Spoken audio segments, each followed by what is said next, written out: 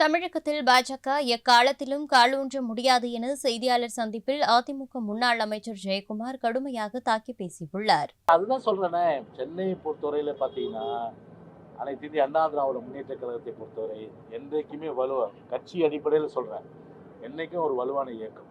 கட்சி ஓட்ட பொறுத்த எங்களுக்கு எல்லாமே விழுந்துச்சு. அதில் மாதிரி கூட இதில் சவுத் மெட்ராஸில் அண்ணாமலை நான் ஓடக்கம் நான் வடக்கத்தோடு தான் நான் பேசுகிறேன். நான் யாராவது நான் வந்து ஒரு தரக்குறைவாக பேசியிருக்கேன் என்னைக்காவது சொல்லுங்கள். நான் தரக்குறைவாக பேசுகிற வழக்கு. ஆனால் நீங்கள் எப்படி வரீங்களோ அதே மாதிரி தான் நான் வருவேன். என் தலைவர் யார்? புரட்சி தலைவர் திட்டினா நான் உங்களை திட்டாமல் இருக்க முடியுமா? என் புரட்சி தலைவர் அம்மாவை திட்டினா திட்டாமல் இருக்க முடியுமா? நீங்கள் அங்கே திட்டினா அவங்களை திட்டுவேன் நான்.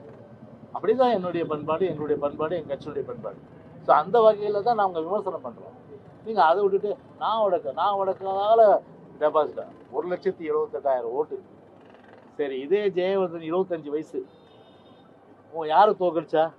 பாஜக மாநில தலைவர் திரு இல கணேசன் இப்போ கவர்னர் இருக்காரு.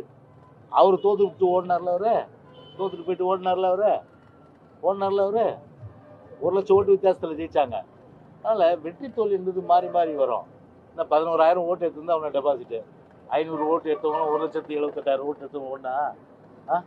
1,78,000 ஓட்டு எடுத்தவங்களா? எங்களுடைய பேஸ் ஓட்டு 20% மேலே வந்துருச்சு, புரியுதுங்களா?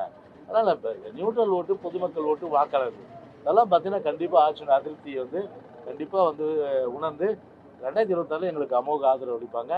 பிஜேபியும் சரி, தமிழ்நாட்டில் இனிமேல் கால் ஊன்றுவது என்பது ஒரு நடக்காத விஷயம். எழுதிங்க.